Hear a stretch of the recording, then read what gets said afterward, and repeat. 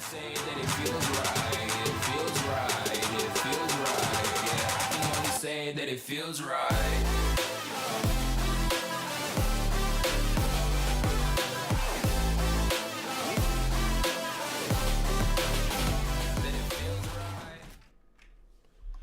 Kadagaya, I'm Untitled and welcome to a new series on the channel, Pokemon Smash or Pass. The way this series is gonna work is I'm going to analyze Pokemon characters, tell you some fun and juicy facts about them, and of course share my personal opinion on them. And then you will let me know in the comment section below if you would either smash or pass. I've thought about it, and who better to start a series off with than all the professors. But before I do that, I want to give a shout out to Saigai, who when I asked him about the idea said it was horrible, and that made me do it even more. So, let's go. The first one of the professors, of course, the original one, the OG hottie, Samuel Oak. His original name in Japanese is Yukinari Okido. He concentrates on Pokemon and human relationships. His hometown is Pallet Town, located in Kanto, which is great for all you Cantonian single ladies out there. In first generation games, he is 47 years old, and he ages slightly in later generations and reaches his prime at 50, which makes him more than perfect for a sugar daddy. And of course, it's not just the age that makes him perfect for a sugar daddy. I'm pretty sure that the professor's salary is not shabby at all, especially if we take into consideration that he works in multiple regions. Appearance-wise, he has short grey hair, usually leaning a bit to the right, except when he gets electrocuted. But to be fair, he can rock out a fro just as well as he does all the hair flips. As with all the other professors, if you have a thing for people in uniforms, the lab coat does wonders. It brings his entire outfit together. The well-red color shirt suits him very nicely, as well as the Hawaiian tee. And before I get shit in the comments, Bitch, sit down. yes, well-read is a color. I just did not know if it's either well-read or well-read, but it is. If you don't believe me, Google it. The Takao pants, although the same every day, still work nicely. We can see that he prefers comfort over fashion statements, but can you blame him, really? With his black dreamy eyes, he's pretty much perfect so far, right? But before you make any decisions, I have to tell you that he has a family. He's a grandfather to two, Gary and Daisy. Daisy doesn't really bother anyone, but Gary can be quite the asshole sometimes, so be aware of that.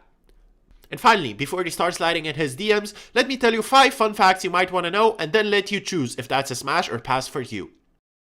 Number 1. Oak owns a transgender Nidorino. In Pokemon Red and Blue, his Nidorino in the beginning actually has a cry of a Nidorina, so technically that would make it a transgender Nidorino. So that would mean that he is open-minded, or at least that he is not discriminatory against others, which is very welcomed in 2018. We could even say that he was fighting for equality and making statements back in 1996, before it was even cool. Number 2. Be careful when hitting on him, he might be an imposter. There has been a Professor Oak imposter spotted in the TCG base set, so if he looks nice but has a plan to take over the world, he might not be the right one. Number 3. He used to be a Pokemon trainer in his young age, more than just a regular trainer actually. In Pokemon manga, he was a champion, and we can assume the same thing in the games, since only the champions are allowed to enter the Hall of Fame, and Oak is the one to take you there after defeating Gary. Aside from that, in the Pokemon Red and Blue, he was meant to be the final trainer you fight, but in the end, the Game Freak didn't decide to do that. The leftover data from the game showed that he has quite a team. He has a level 66 Tauros, level 67 Executor, level 68 Arcanine, level 70 Gyarados, and level 69 final starter evolution of the Pokemon you and your rival didn't pick. So this is in fact good news. If you ever get into some trouble, be sure that he will fight for you. And oh my, let me tell you, I love me a man that's gonna stand up for me. Number 4. He's known to be quite a player, since a lot of people are speculating that he had a thing going on with Agatha of the Elite Four when he was young. The fact that they knew each other is undeniable, but I think we all know that's not what we are talking about here. There's a possibility that she is in fact the mother of his children, but we have no proof of that whatsoever.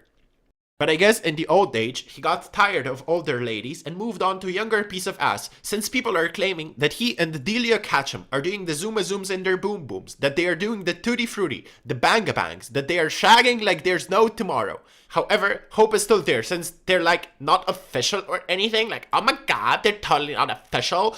He's free to do whatever the fuck he wants, so ladies, oh my god, hop on that train, let's get it.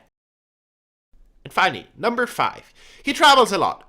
He's the Pokemon professor that appears in the most Pokemon games and generations, which could be a good and a bad thing for a relationship, depending if he takes you with him or leaves you at home. So, being his side hoe would probably not be a good idea, since you wouldn't see him too much. But if you want to put a ring on that finger, you can bet he'll take you somewhere nice for your honeymoon. And that, ladies and gentlemen, is all I have for you about Professor Oak and his life. Considering everything I've said, I personally give Samuel Oak an 8.31 out of 10 on the scale of snackiness.